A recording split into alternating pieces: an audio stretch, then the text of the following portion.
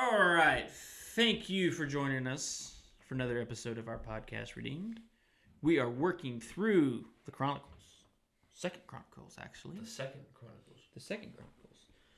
Which I actually like a little bit better than the first, because I think it's interesting to see all the different kings. Mm-hmm. You know, First Chronicles is kind of covers a lot of Saul and David, you know. And a lot of the First Chronicles is listing out a lot of names. It's true, that genealogy stuff. I always fall asleep when we do that, yeah. Uh-huh. Yeah. That's a lot of what First Chronicles is. So we're in Second Chronicles, and we've kind of moved through the reign of Solomon. And that's come to an end. And we're going to look as all do. Now, like I was discussing with some gentlemen earlier, I don't think that there was ever a more high point for Israel than there was with King Solomon.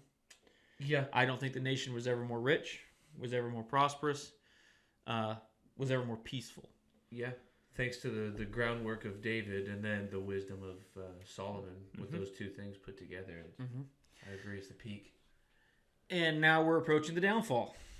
Because with every peak, there's a downfall. You gotta come there's down a the downturn. hill. Yep. And we're going to turn rather rapidly. It's very interesting how you can have one person who has a pretty good grasp on it, and then the person who takes good. Yes, we're having a bit of construction done. Construction going on. Yeah. We have a sag in the roof in our studio, so they're trying to rebrace it. We're also not even in our studio. They're building a new studio. That's right. We got kicked out of our studio. Somebody borrowed our curtains, and so we had to find a new place to land. Yep. So.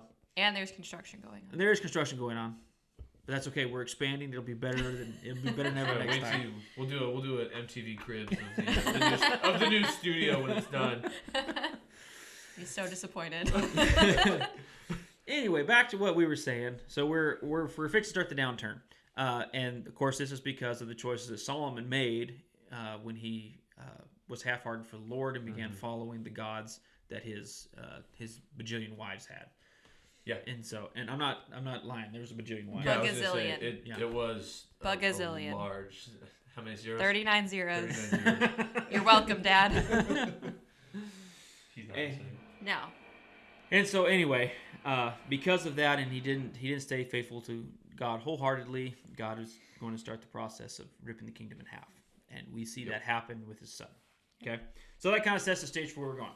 Now, what I want to kind of point out and talk about today is, where do you get your advice from? Where do I get my advice from? Yeah, do you get it from Fox News, CNN? Neither. None of the above. I get my advice from. I actually think that's one of my stronger qualities. I seem to do best getting advice from the older, wiser people around me.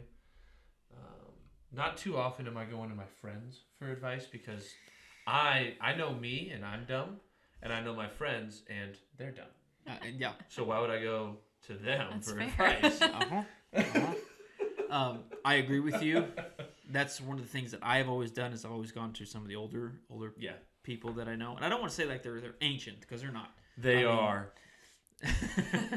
I mean, my dad is always one of the first ones I'll go and talk to, and then in my realm, Mr. Croy is another one of those I trust, and then it just goes on from there. There's quite a few others there I trust, and then I will go talk to some of my friends more my age. Usually, I don't like the advice they give me. To see what could have been. Yeah. This is why I went to smart people. Yeah, and I decided real quick that that's not the direction to go. But that being said, there's always that time when you need that friend to do some sketchy stuff with, okay? I need their advice sometimes, okay? Because I got some sketchy stuff to do sometimes. Like I've got a tree I need to cut down in my backyard, and it's dead already. I'm going to need some sketchy friends to come help me take that down. Present and accounted for, sir. With that being said, we have the same kind of issue happening here with Rehoboam. Israel comes to Rehoboam, and basically they're just trying to figure out how Rehoboam is going to rule them. Yes. Is he going to be like Solomon? Is he going to be worse? Turns out he's going to be worse. Yep. So, found that out pretty quickly. Yep. So the people come to him and they say that Solomon put a heavy yoke on us. Would you basically lighten it for us? Mm-hmm.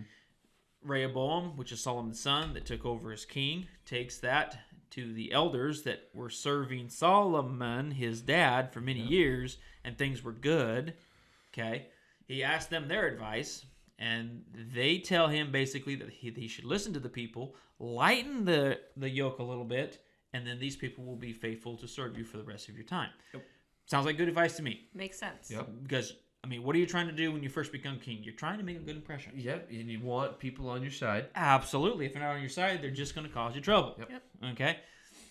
So he made the right choice in talking to the elders. Yep. We're doing great so far. We do great. But then we throw it all away. Real quick. He didn't Because like he that. rejects that advice, Yep. and he goes to the guys that he grew up with. Now, I'm sure that when he became king, he's like, okay, these guys are my best friends. I'm going to put you in this position, this position, this position. They give them all jobs. He gave them all jobs. We're all getting rich, guys. Yeah. And they give him some advice. And that's the advice that he follows. Now, the problem is that the advice that those younger people gave him, his peers, was not good advice. Bad advice. Basically, he says that I'm going to make it tougher for you because, how did he put it? His little... So the young men told him to tell, who was it? The Israelites. The Israelites. Yeah. Basically the young men said, now tell them, my little finger is thicker than my father's waist. My father laid on you a heavy yoke. I will make it even heavier. My father scourged you with whips. I will scourge you with scorpions. Which doesn't make any sense. Not to me. How are you going to attach scorpions to a whip? They're quick little fellas.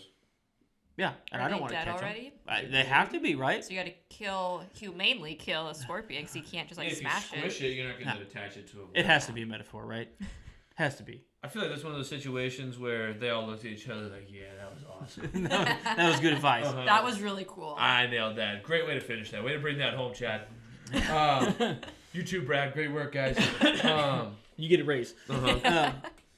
And just like that, Rehoboam follows that advice, and he repeats this to the people, and the people respond, "What share do we have in David? What part in Jesse's son? To your tents, Israel. Look after your own house, David." So basically, the people turned away from him, and they're going to be a pain in the butt for the rest Real of the time. pain for him. Yep. And begins the part where the kingdom is going to split. Yep. And Jeroboam is going to take some people with him. Yes, he is. So it is extremely important where you get your advice. Now, listening to the older people in your life is fantastic. Mm-hmm. Most of the older people in my life that I get advice from are people who have been following the Lord for a very long time. Yep. That is very important.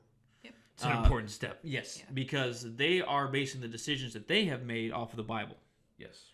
And that is really, really, truly where you want to go get your advice. Yeah. Is you want to look at the Bible, stay in the Bible, and that's where you want to get your advice. You want your advice from God. And when you combine the years and years and years that they've been reading and learning with the Bible, and then on top of their life experience, that's when you can really get some good, wise decisions and insight that you don't even think about seeing. Because age makes you wiser, yes. Yep. But if you don't have that Christian walk put in there, I've hung out with some older people that were just as crazy as the younger ones. Yep.